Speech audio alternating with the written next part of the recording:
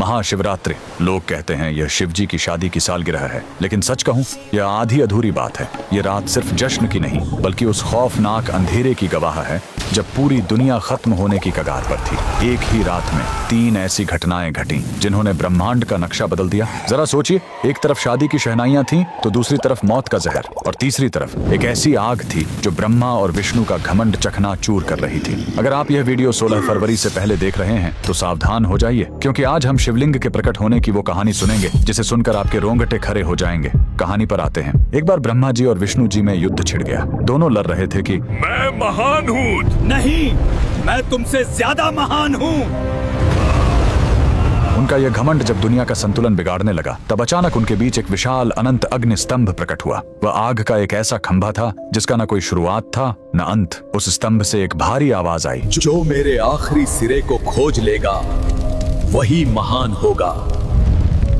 ब्रह्मा जी हंस बनकर ऊपर उड़े और विष्णु जी वराह बनकर नीचे गए। हजारों साल बीत गए, विष्णु जी को अंत नहीं मिला। उन्होंने अपनी हार मान ली, लेकिन ब्रह्मा जी ने वापस आकर झूठ बोला कि उन्हें अंत मिल गया है। उसी पल उस आग से काल भैरव प्रकट हुए और सजा के तौर पर उन्होंने ब्रह्मा जी का वो सिर काट दिया जिससे उन्होंने झूठ बोला था। उनका अहंकार टूट गया। चूंकि शिव जी आग के रूप में आए थे, वो बहुत गर्म थे। तब देवताओं ने उन्हें शांत करने के लिए उन पर जल और दूध चढ़ाया। यही वो पहला दिन था जब शिवलिंग पर रुद्राभिषेक की शुरुआत हुई। लेकिन कहानी यहीं खत्म नहीं होती। एक बार जब देवता श्रीहीन यानी कमजोर हो गए थे, तो अपनी शक्ति वापस पाने के लिए समुद्र मंथन हुआ। सबको उम्मीद थी अमृत की, लेकिन निकला क्या? हलाहल विष। पूरी दुनिया जलने लगी। तब फिर वही भोलेनाथ आगे आए। संसार को बचाने के लिए उन्होंने उस उबलते हुए जहर को पी लिया और अपने कंठ में रोक लिया। जहर की गर्मी से शिव जी का शरीर तपने लगा। उस जलन को शांत करने के लिए सभी देवताओं ने उन पर पूरी रात गंगा जल, दूध और बेलपत्र चढ़ाया। उन्हें नींद न आ जाए इसलिए पूरी रात देवताओं ने गीत गाए और जागरण किया।